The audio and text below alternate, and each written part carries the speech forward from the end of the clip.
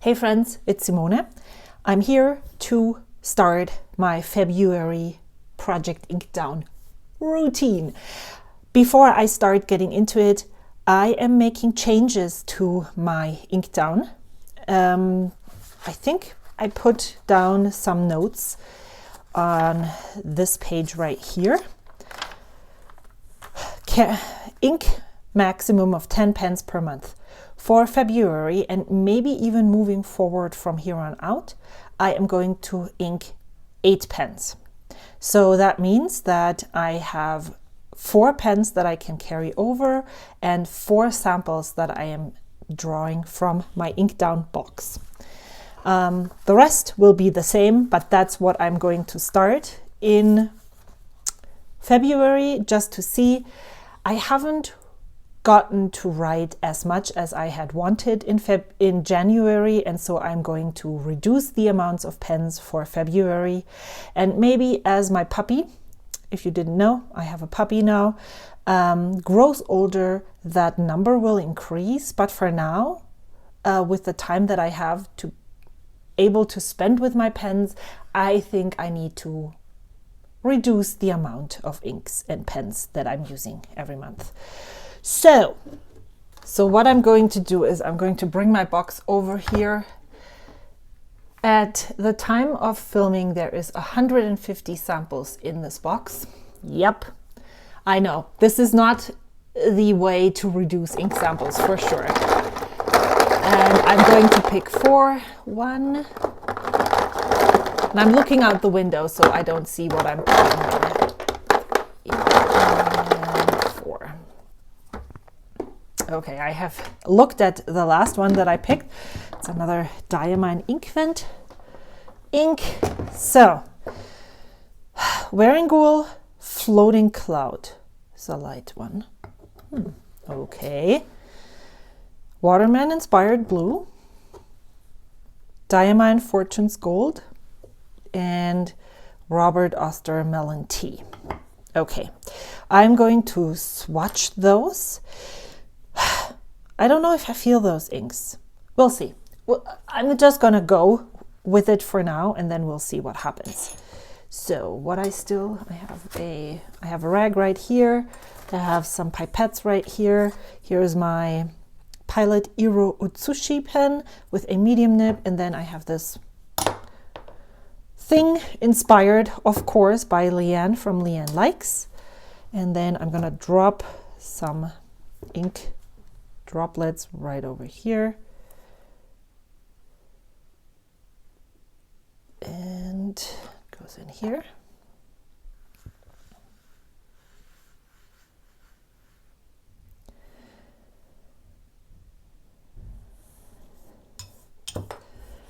This is definitely an ink that I'm very hesitant about, for sure. You can hear that in my voice. Okay, Floating Cloud. I need a pencil board. That's basically why I do this, to see if I really still think that I want to use this ink, and to maybe make myself use it. That sounds like so negative. I don't want you to think that I'm forcing myself to use an ink. Sometimes that might be the case, but I'm also not forcing myself to use it for a very long time. So I might put it in a pen, and if I decide after 2 or 3 days, that, nah, as I suspected, this isn't for me, then I will unink and move on. That's if you have so many ink samples as I do, which is mainly made possible by all of you who sent all of those lovely samples my way, then I don't think it's the right way to keep on trying something that you're not sure about in the first place. But I do think that sometimes there is inks that might surprise you. So if you're not 100% sure about an ink, then it might be a good choice to go ahead and ink it up, even though you're like, I don't know, and see how it works in a pen. Because these swatches are definitely not what your ink will look like in a pen. Okay, Fortune's Gold.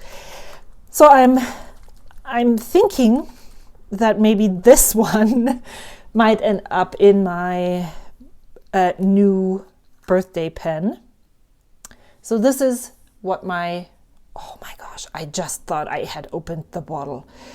This pen was gifted to me by my husband, family, and it is a Pilot Parallel that is modified, and it is cut at a radius. That's what it's called. I purchased it, or my husband actually purchased it. That's the great thing about this pen. My husband purchased it at John Neal Book Binders. And I was made aware of their modified nibs by my friend Casey. And so I really wanted to try, because I am so enjoying these Pilot Parallels. I just wanted to see how that works, if it even works better. It was super disappointing in the beginning, but then I decided, you know what, I have it. They gave it to me as a present. It's not that much more expensive than actually getting one that isn't modified. So if I take my micro mesh to it, that's okay. Diamine. And so I did, and now it writes much better. Diamine. It is, however, I find it really disappointing that they sell this as a modified thing. It doesn't feel like it has been tested at all, because I would never ever ship something like that. It would not even, the ink wouldn't flow. So I like the idea. I like that they do this, but it was disappointing, the result at first. I do have some more Pilot Parallels, and I have a 6.0 millimeter, and I'm really, really thinking very hard about using my Dremel and trying the same thing. And someone commented under my video, one of my videos, that they would, I don't know who you are. I haven't replied to your comment yet. If you see this before I reply, I'd love, she says she is, I think it's a she is just taking one corner off. So basically similar to this. What exactly does it look like? Is it rounded like this, or is it more like this? So is that what your Pilot Parallel then looks like? I'm really curious, and I would love to see a writing sample of that, because that seems to be even easier to do than rounding the corner. But yeah, that's a thought that I had of maybe trying that with the 6.0 millimeter Pilot Parallel. So last one is Robert Oster Melon Tea. What is Melon Tea actually? I mean, this color combination, these three together, they're very loudish, they look really cool. And I, again, just as in January, I don't think I would have picked those and put them together like this. But oh man, Robert Oster. Melon Tea.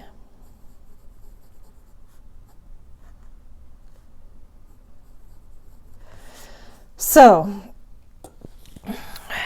these are the 4 inks. So I'm thinking of putting maybe Fortune's Gold in the Pilot Parallel, possibly, maybe. I want to see how that looks. The pens, look what I got for my birthday. Oh my gosh, I'm almost throwing it down. My son made this for me. This is a pen tray, and these are all the pens that are currently inked. So my thought process as to what I'm moving forward is that I'm probably uninking all the pens that I had inked in December, and that would leave then this one, this, and I'm just going to put a little writing sample of all of those down below, I think. And I also inked up this one, but I already know that I'm going to unink this, so I'm not going to talk about that at all. This one is just the standard black Pilot cartridge that came with it, so I'm thinking of maybe uninking it, especially if I decide to put Fortune's Gold in here. So these are the ones that I inked in December. This is my pens from my pen case pen that I still haven't continued working on, so I still need this inked. And then these are the ones that were freshly inked in January, and so I'm just going to show you what they are. This one is, I mean, there are 4, but if I do not keep one of them inked, that would mean I would be able to add another pen to the lineup and use an ink bottle from my ink bottle drawer. That's my rules. So this is the journaler nib in an Esterbrook SD, and it is Emerald Chivoire, and I really like this ink and pen combination, de Chivoire.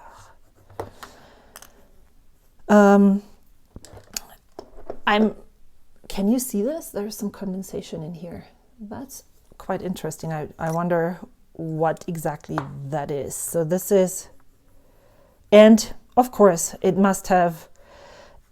this must be water from the ink, because this ink isn't as it usually looks.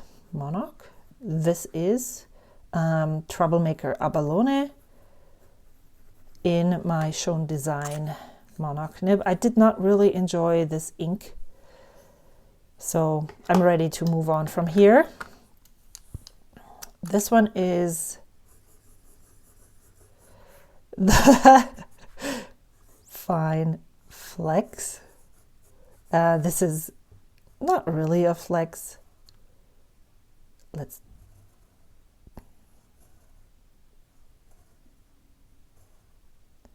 It uses a lot of power, and this is Pilot Iroshizuku Tsuji. This ink is so cool. I love it. It's so bright. It's total opposite of this one. This is super light. It would fit really nicely into this pen though. And then the last one, and I really like this pen and ink combination. However, this is very similar to this one, but it would also make quite a good lineup here. This is just a regular medium nib in my Pilot Custom 823, and this is Diamine Walnut from the Inkvent 2023, just as the Fortune's Gold. So I am going to put on my thinking cap. I have pens that I would like to use. Well, actually, I could move my nib from here to here and then use my Opus 88, the new one that I got for my birthday. Pink Demonstrator 2024 with this. I think I really like this. I really like this. I think that's definitely decided, because I like how these colors complement each other or contrast or whatever. This is really cool. So I already know that I'm going to do that. So this is going to be uninked. Then I have the Scribo that I want to use. I don't think that I'm going to go color match. I don't want to use floating cloud in here as a first experience. I know that Waterman inks are really reliable, so that might be something that I'm going to do. And then I have this one. This is not old. This is not new, but my friend Nikki let me have her SU nib, which stands for Sutabu, which means stub nib, for the Pilot Vanishing Point, and that's what I am going to or want to use. But maybe this would be a good bottle pen. Yeah. So here's my thoughts. I don't know how I'm going to go yet. You will see that in my currently inked video when I share that sometime next week. If you by any chance have one of those Namiki vanishing points from the 90s, I watched a Doodlebud video, and I do think that what he says about this pen is definitely something that we need to, if you have one, check it out and see if you need to modify the mechanism here. I will link the video down below. It's really interesting. Oh my gosh, Jelly, can you please move your butt away from here? Thank you. That is good. These burrs here, or the threads here, get in contact with the threads here, and these are plastic, acrylic, whatever, and if they're too sharp, they will ruin the threads here, and so you will not be able to enjoy this pen for a long time. I will link it, and because it means that you need to get to this with some what is that called? Sandpaper, micromesh. But yeah, I really would like to make this work. The nib that it comes originally in here is a little too dry for me. So I'm thinking of adding a different nib to my collection. And that's why I'm trying the stub nib, because I've been really liking the broader nibs, the more, you know, interesting nibs like the journaler. I would love to see if that stub nib works for me as well. So I think that's it. Yes, I know my Inkdown video for February is coming out before my review video for January, and that is on purpose so that I know which pens I am uninking and which pens I'm moving along. And then once I know which pens are being uninked, I will be able to review only those for January, and then put together all the inks and samples that I want to give away in that review video. Okay, that's it. Thank you so much for watching. Thank you so much for your support.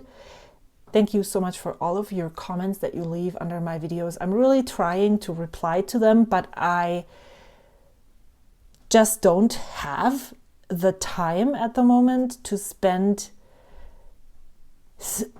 It sounds like I would love to say wasting, but I really love interacting with all of you, so it's not really time wasted, but I currently don't even have enough time to continuously journal, to write letters, to be creative, and so I'm doing the things that bring me the most joy. And so often I reply to like 10 or 15 comments, and then I take a break for a week or so. So I never am able to reply to all the comments that are left. But I read them all and I appreciate them all. If you need any pens or inks, then I highly suggest either Atlas Stationers and using an affiliate code for 10% off your purchase. There is lots of people who are affiliates with Atlas Stationers. I am too, but if you have someone else that you would love to support, that's cool. Just make sure that you use the 10% where they apply. And then I'm also very partial to Vanessa, and I love supporting them. These 2 pens were purchased from them. And I can't recommend them enough. They're always shipping the fastest. Their ink selection is phenomenal, and they have 4 milliliter samples, which is almost unheard of in the retailer space. So that's one of the reasons why I love to support them. And they're really nice people. Okay, done. I think. Thanks so much for watching and spending some time with me this morning. See you soon. Bye.